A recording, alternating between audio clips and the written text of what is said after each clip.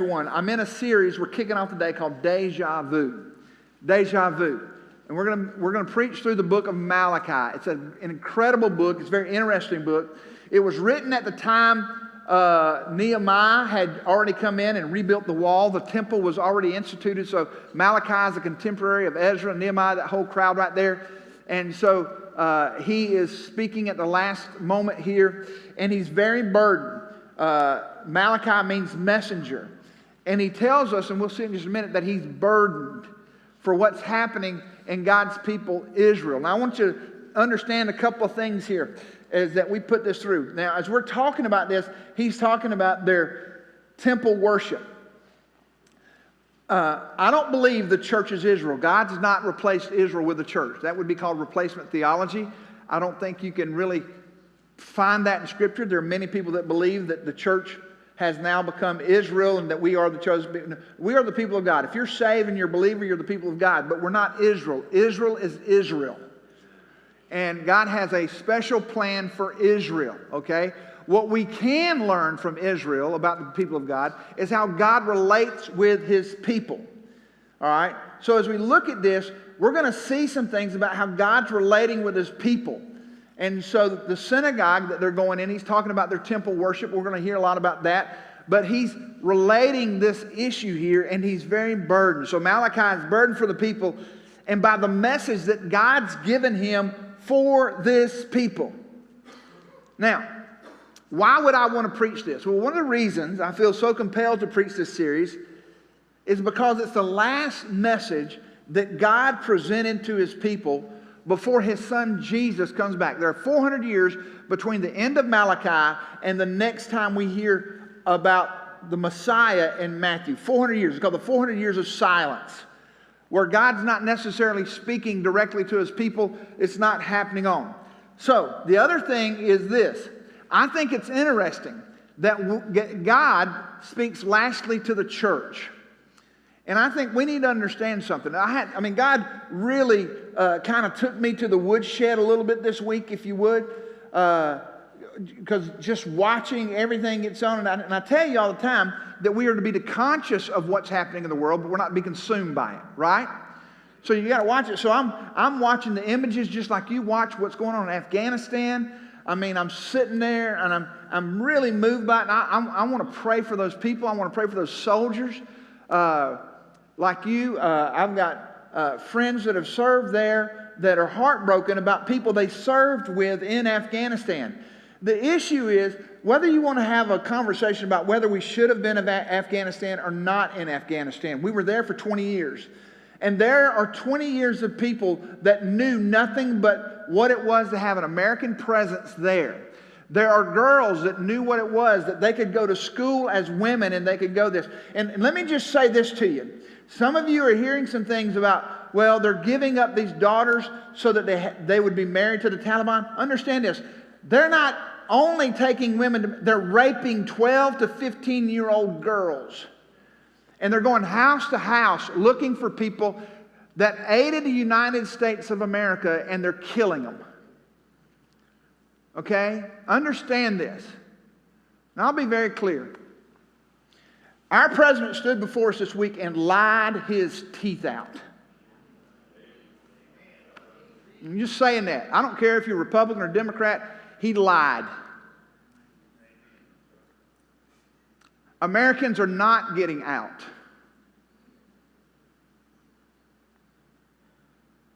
I mean, I'm just saying, I'm watching these people. And here's what I didn't intend to say this. Need to know this.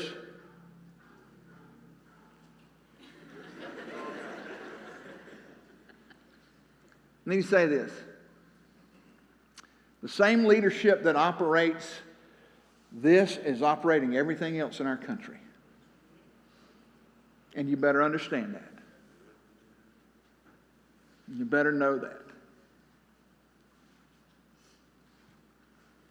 And it needs to bring you to a place of prayer. I'm burdened about this. I'm burdened because of what it's doing and what we need to be doing. So I think this series that I'm doing is relevant to the time we're living in because it's a message to the church and what we need to be about. The Bible tells us in 1 Peter chapter 4 that judgment should begin in the house of God. And that's where it needs to be. And that we need to set our mind, it tells us to set our mind on the things above, not on the things that are earth. The one thing that I have is in the chaos of this world that God challenged me with. No matter how chaotic this world, I am to seek the calm and the courage of eternity because that's where my hope is. That's where I'm hoping for. That's what I'm living for. So going into this series, I'm asking these questions. What's the last thing God had to say to His people before the first time Jesus came to earth? I'm asking it, looking at this text. God, what did you say to your people?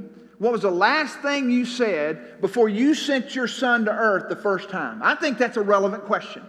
And the second thing I want to ask is, what was the most concerning to God in relation to what He said? So this is the last thing He's saying before His Son comes back the first time. And I think it would really do us good to look at what He's saying to His church. And He's not going to say anything else for 400 years. So what was on the heart of God to His people before He sent His Son to earth the first time? I think we can learn some lessons there. And what we're going to discover is that the church today hasn't progressed very far from the synagogue of the Old Testament. It's important to understand that God is just not informing them of what's wrong, but He's holding them to a standard, the Mosaic covenant. He's reminding of, hey, listen, you entered into an agreement with me. When I brought you out of Israel, you entered an agreement with me, and I'm going to hold you to that covenant. I'm holding you to that place. Now, we now live under the New Testament covenant. And just for record, if you'll read Hebrews chapter 2, the standard didn't get lower in the New Testament. It got higher in the New Testament. Why? Because He wrote something on stone in the Old Testament. He writes it in our heart in the New Testament.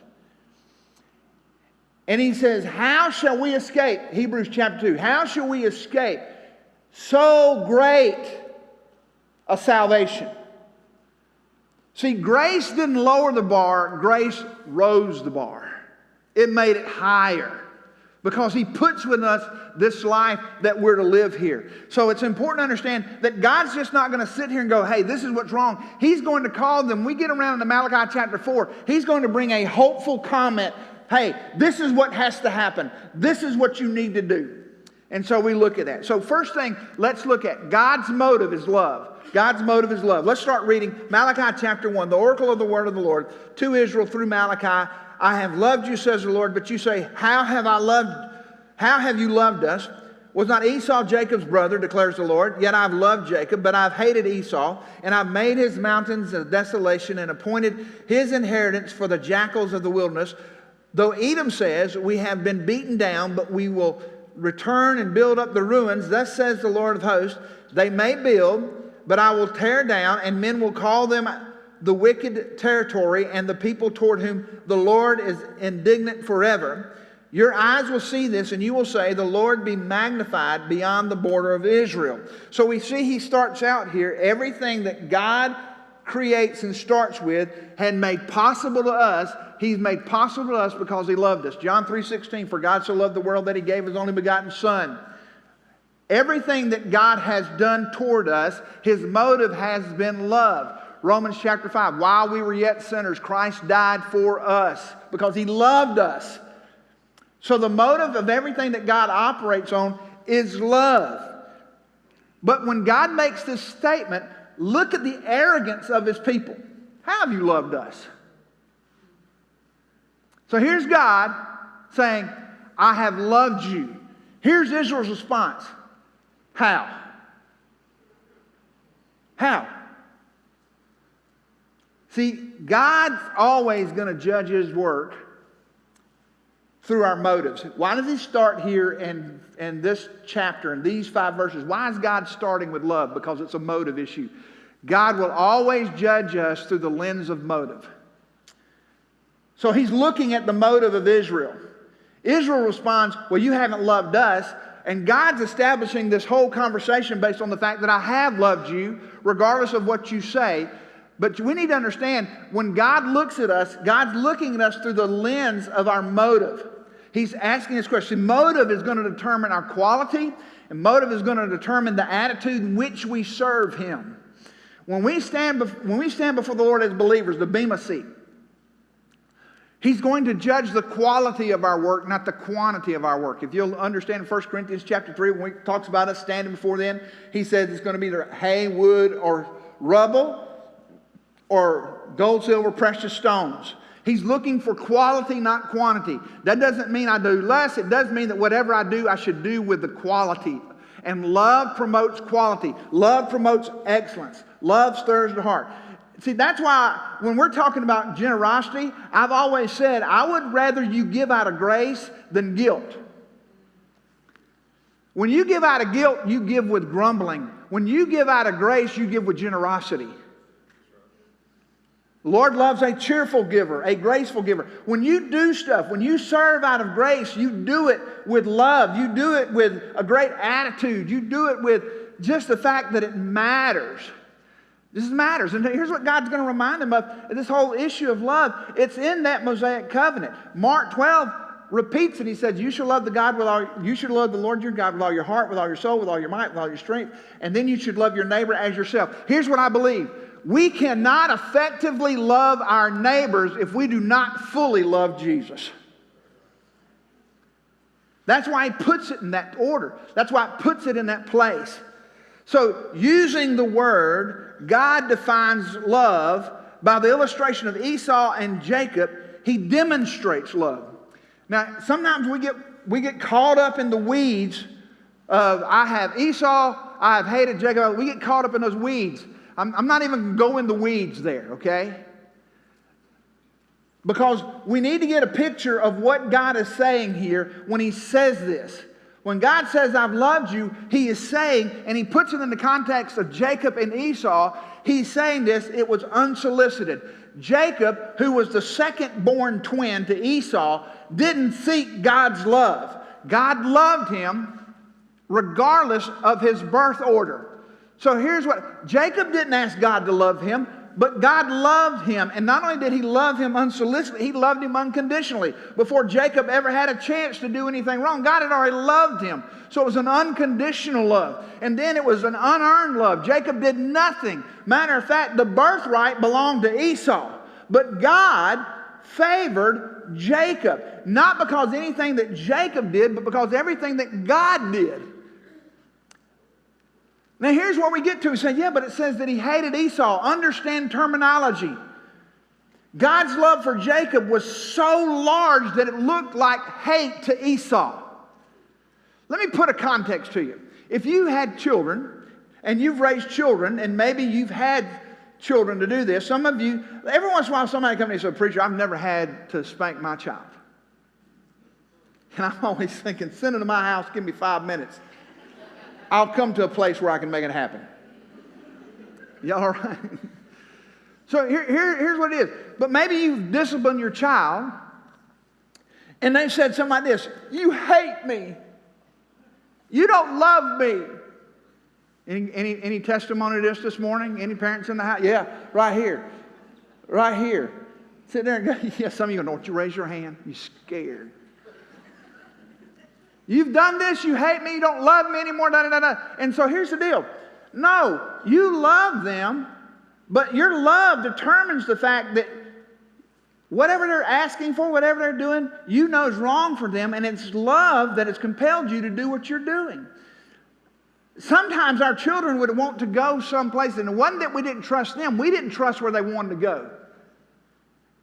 And because we had a little bit more experience in that matter, we said, you can't go there. Not because we didn't trust them, because we didn't trust the place. And they go, hey, you don't love me. And it seems like, see, because we live in a world that redefines love as this. If you love me, then you ought to affirm what I do no matter what. I mean, we got people that say, I love chocolate, and I love my spouse. And it's almost like the same thing. I mean, that love comes out so easily and it has no real meaning to it. So when God's using this terminology, He's being very clear in a way that the Jews would understand. I have loved you in such a way that it almost seems like I hate Esau. No, I just choose to love you. Because let me put it in a broader context. So in a day, somebody will come up to me and say, well, I tell you what, you just seem to hate homosexuals. No, I love Jesus so much it just looks that way. I love homosexuals and I wish they'd come to Jesus, but I'm not going to leave Jesus to affirm that lifestyle. Do y'all get that?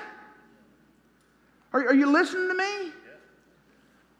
Well, you just seem like you're throwing guilt on people that are just constantly having sex outside of marriage. No. I love them. But I love God so much that I'm going to stay by His definition and designation of marriage so much that you might think I hate that. But in actual, I love them. But I love God so much it just makes it look like that. But it's not. I love them.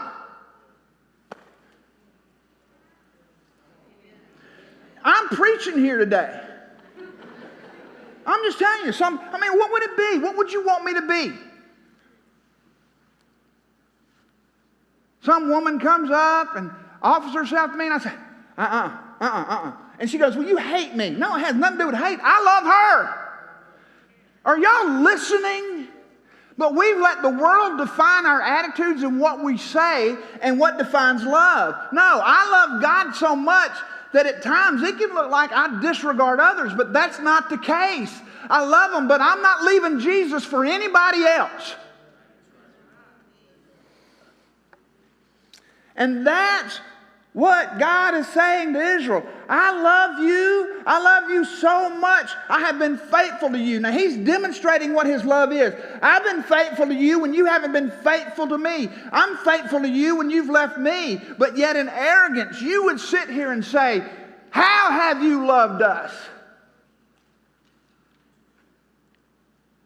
They're redefining love. So God's going to address their delusion. The people are delusional here. How have you loved us? You have to be pretty delusional to question God. You see, what they're believing is they're believing their works should have prompted God to do more for them. In their estimation, they had no problem. Hey, so what they're doing, we're checking off all the boxes. We're checking off all the boxes. I want you to think about this. For 400 years, don't miss this. This is so incredibly important. For 400 years, they're going into the temple. They're they're making their sacrifices. They're tying the rope around the priest. They're sending him into the Holy of Holies. That's what they do. They would tie a rope around the priest so that when he went into the Holy of Holies, if there was sin in his life, they could drag him out because he'd die. If he went into the Holy of Holies with sin in his life, he would die. And they didn't want to go into the Holy of Holies because they might have sin, so they tied a rope around the waist of the priest to drag him out. That was how they knew the spiritual condition of the priest. Now check this out. For 400 years, they're slaughtering animals on an altar. They're tying a rope around the priest. They're sending him into the Holy of Holies. He's coming out. Well, so Bucky must have been pretty good. God wouldn't. No, they'd forgotten. Ezekiel told them. Ezekiel wrote to them in chapters 10 and 11 that the presence of God had already left the temple. But they didn't believe the priest of Ezekiel. They didn't believe the prophet when he said God's presence had left this place. Because they were so convinced that they were so righteous, they couldn't even sense the presence of God. They didn't even know the presence of God. And so this is why they would say to God, hey, God, must be okay. None of our priests are dying. But they never thought to check anything else. And so here's the prophet Malachi. He's telling them, hey, you're delusional. You're messed up. And I'm going to tell you this very thing, this very mindset is going to be present in the last days. That's why this series is so important. Listen to 2 Thessalonians chapter 2, verses 10 through 12. And with all the deception of wickedness for those who perish because they did not receive the love of the truth so as to be saved. I want to just say something here. It didn't say they didn't receive the truth. They didn't get the love of the truth. For this reason, God will send upon them a deluding influence so that they will believe what is false in order that they all may be judged who did not believe the truth, but took pleasure in wickedness. Understand this. Before God sends the delusion, they reject the truth.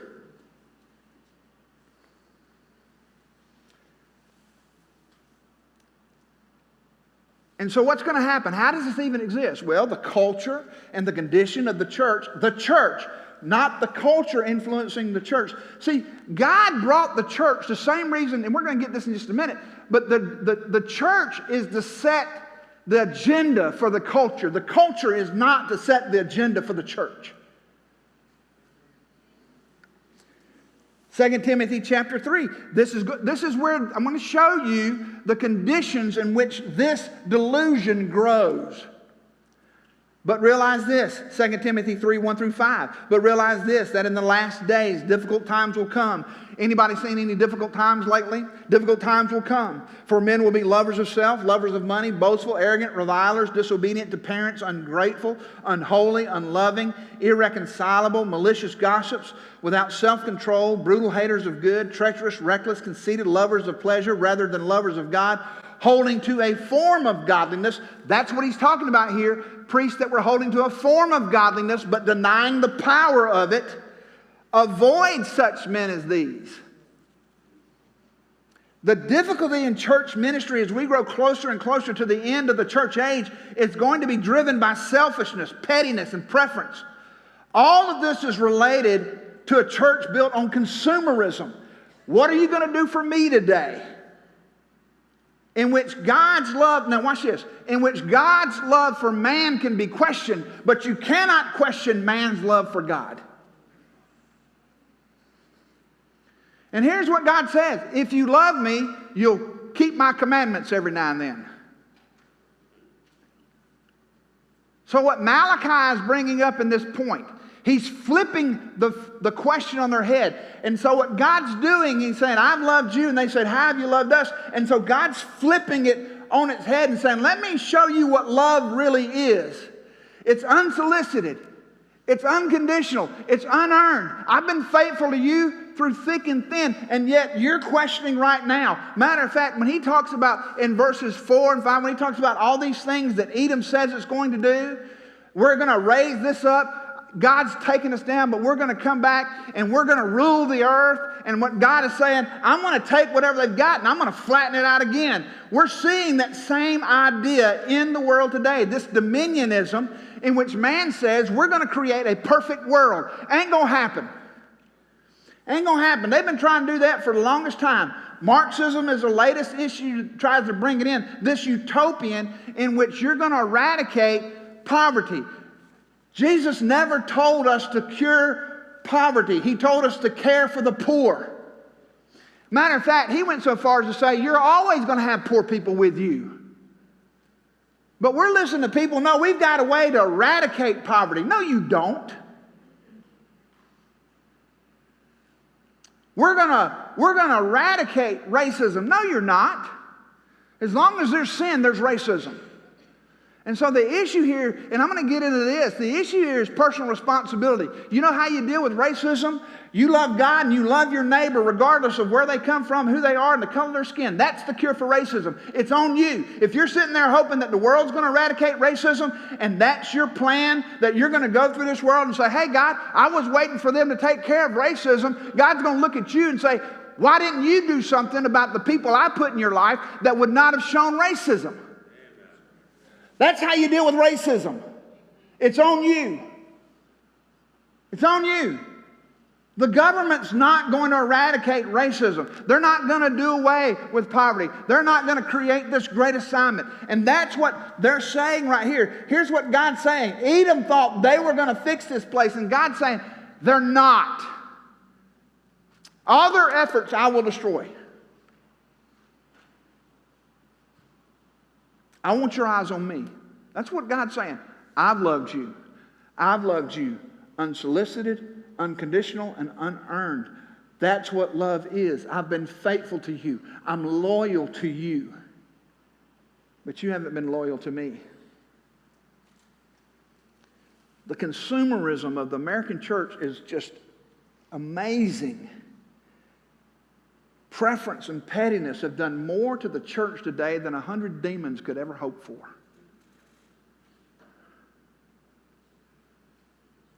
I mean, just think about the stuff we get all upset about. I don't like that style of music. Well, have you paid attention to the words of the music? Who we're singing to? And not what the tempo is, but what the truth is or isn't. Pay attention to the truth of what we're singing. I don't like the way he preaches. There are days I don't like the way I preach. I mean, I'm just telling you. I'm just sitting there going. I don't like this. They're too soft. They're too loud. I mean, my gracious, it's kind of like we got preachers up here and y'all act like y'all are the judges on American Idol. What is that about?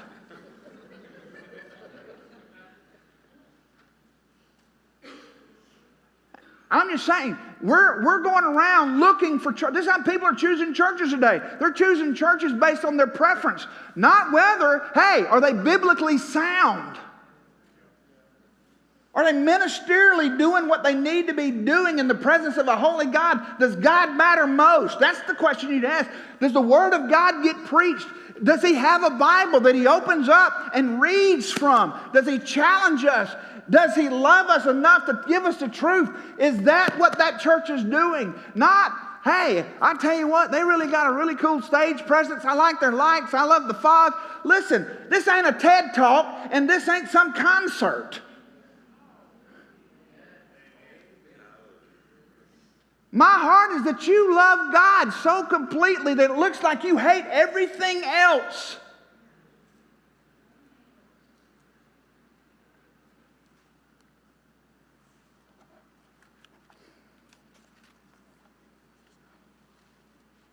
One of the driving difficulties in our day that combats what I'm saying here, this understanding of truth, is this secular humanism which works from relative truth. Truth is no longer absolute.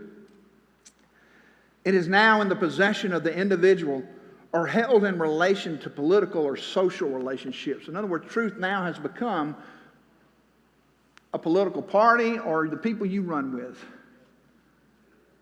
It's not this. It's not the absolute truth. Matter of fact, I posted something, and I don't know if it's where you can see it or not, but a lady wrote me back. She just took me to task. Writ me a new one. But she said what I said here. She said, truth is feelings.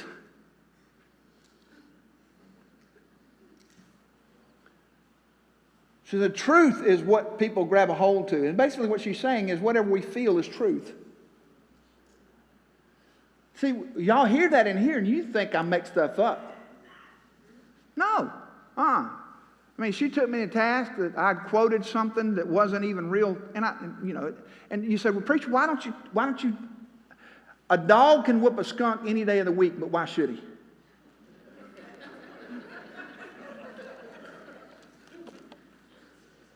Y'all understand what that means? No, some of y'all from the north. Y'all don't speak south. Calm down. I could say some of y'all are educated and you don't speak redneck. So anyway, what that means is this. You don't have to have every fight with every situation. Let it lie. Let it lie. See, that's how pettiness grabs a hold of, that you feel like you've got to answer everything. Why? Why? I mean, if I go around trying to answer everything that gets said about me or this church or whatever, I'll wear myself out. I've learned a long time. I just ain't doing it. Not because I don't care. It's just because I realize that the enemy will use that to keep you chasing rabbits all day long and you won't catch nothing for supper. I'm letting my background come out big time today.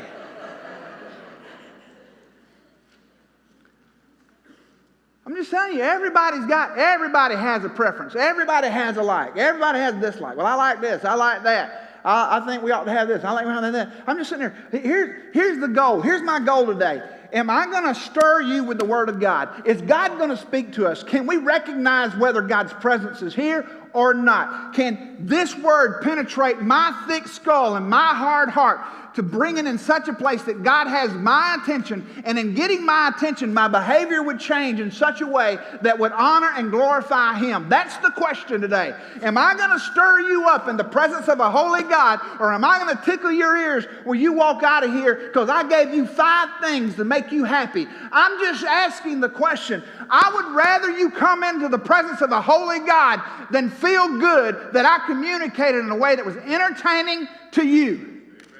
That's the reality of it. That's not about me bragging about me. That's just what I understand, because I've got the accountability to stand before this holy God as one who takes this Bible and preaches it. See, my calling may not mean anything to you, but it matters everything to me. And so he's telling the people of Malachi, I've loved you, and you're arrogant to doubt it. Because here's what they're doing.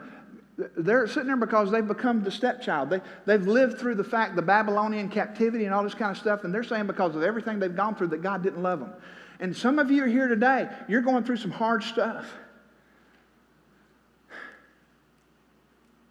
And you're saying, God doesn't love me because you've gone through hard stuff. Yeah, Bucky, what you got to say about that? The cross.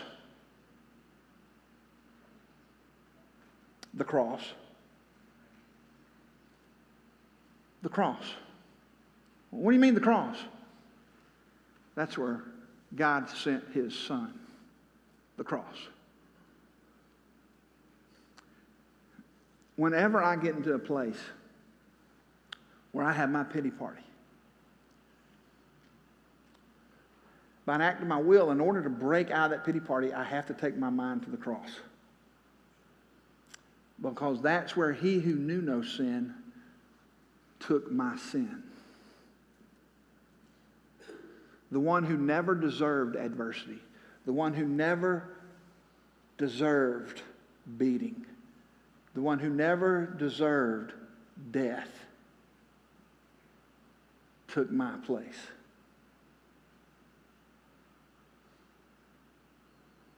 Well, that's really nice, Bucky, but how does that play out in life?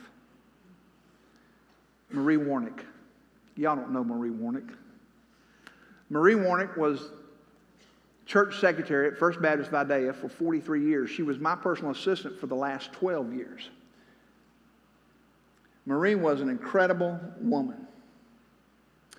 Marie was married and had twin girls. They were both diabetic, and her husband left her with those 2 twin girls when they were babies. One of the girls died when they were 13 years old. The other one's still alive today. Marie went to work at First Baptist Videa as a single mother, and that's where she stayed the entirety of her life. When I met Marie, she was a piece of work now. I never had to wonder what Marie was thinking.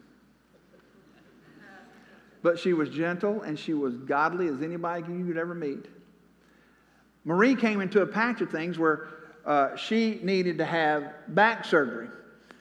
But in preparation for her back surgery, she had a heart attack. And so she had to have open heart surgery where she had triple bypass surgery on her heart. And then she gets out and they're waiting to do the back surgery and find out that she has breast cancer. And so they're treating her for breast cancer. And Marie always sat right behind me. Where Stacy is right there, she would sit right behind Stacy, and she would give me notes and stuff, like Lisa does, give me notes and stuff that I need to remember before I get up and stuff like that. You need to remind people. She would sit back there, and she would do that. That's what she did. And so we're sitting there before church one Sunday, and this lady comes up, and Marie's back still hurts her. I mean, she's walking, she's in pain. You can tell it. You never would know it, but you could tell it. This lady comes up to Marie, and we're sitting there, and she says, Marie, I just don't understand it. I don't understand. You're one of the godliest people I know. Why has all this happened to you? I could think of 100 other people that deserve this, but why is this happening to you? Marie just grabbed her arm and sat her down. I'll never forget it because I leaned back to hear this answer. And Marie said, why not me? Why not me? God has been so good to me, and I never ask God when He blesses me, why me? God's taken care of me in so many hard places, and I didn't deserve it. I've never questioned His goodness. Why would I trust this? Why not me?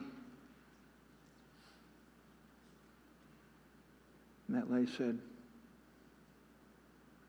I've never thought of it. She got up. I turned around and I said, hey, Marie, you want to do me a favor today? And this is what she said, Pastor, I'll do whatever thing you need. I said, I need you to go up there and speak. Anything but that. She didn't like being in front of people. I said, come on, Marie. She said, I can't even walk up the steps. She said, I'll get you up there. I need you to share what you just shared. Because there are people here that don't understand what you just gave. She said, well, you tell them. I said, it won't be the same thing. So she got up there. She shared that. I didn't preach. Our altars were flooded.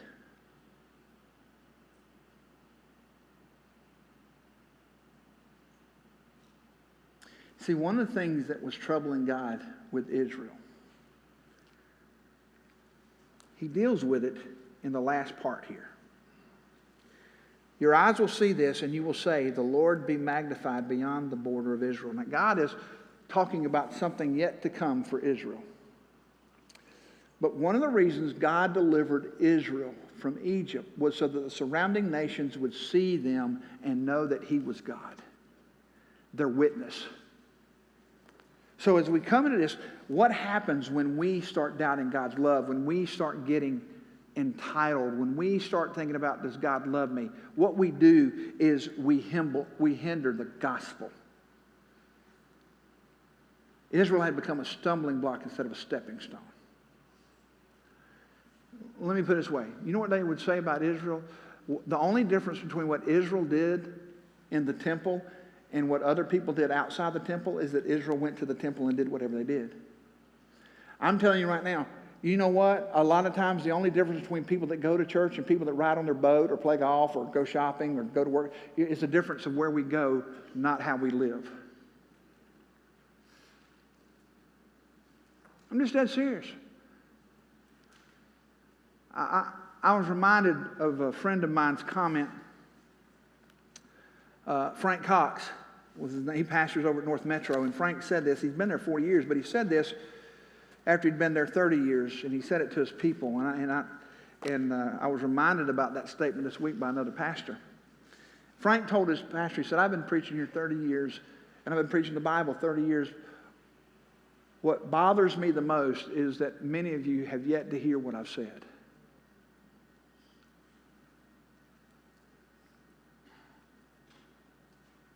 I mean, I know him. I mean, he's a man that preaches the Bible. I know him. But I started thinking back. I've been doing this since 1983. I don't know what that math is. It's a long time. And I started thinking about,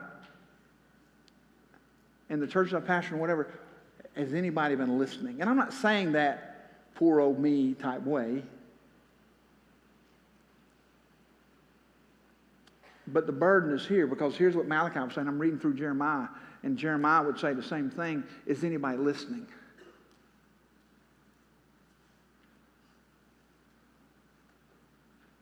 Does it matter? Now here's what I know. Ultimately, it matters to God. I'm going to be dealt with based on my faithfulness to preach His word, not what you did with it. Did y'all hear that? So my issue is, God, I want to be faithful in presenting the word. That's what I want to be. That's on me. Now, the burden is, I don't ever like people to go through hard times, but the reality of it is, you've become much more accountable today than you were before you walked in here.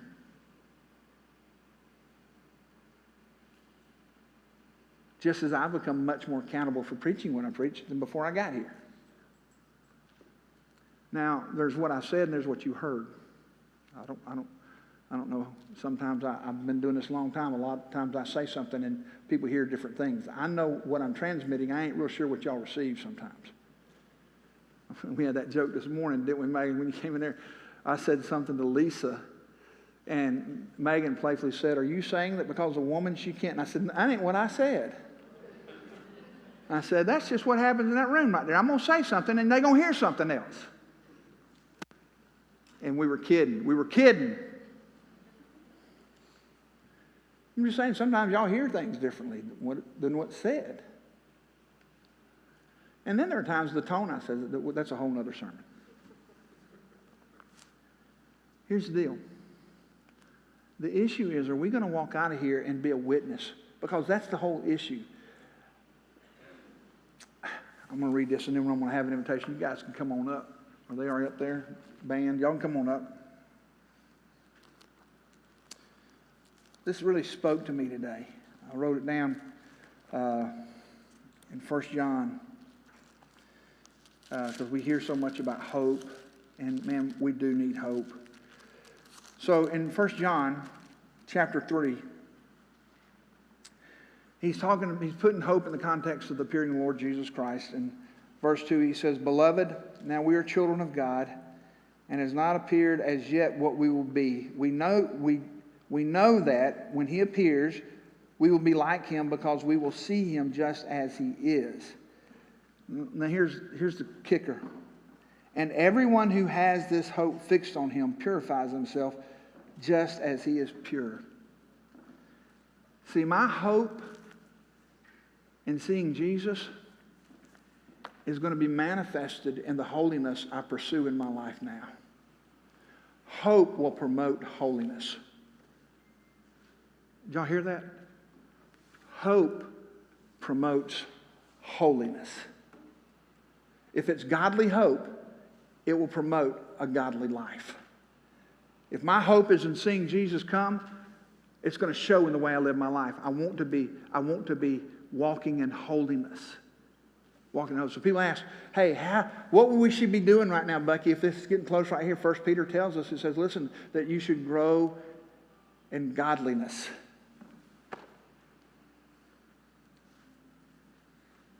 In godliness. See, hope always, genuine godly hope will always promote holiness. Hope without holiness, you get anxiety. Hope with holiness, you get anticipation.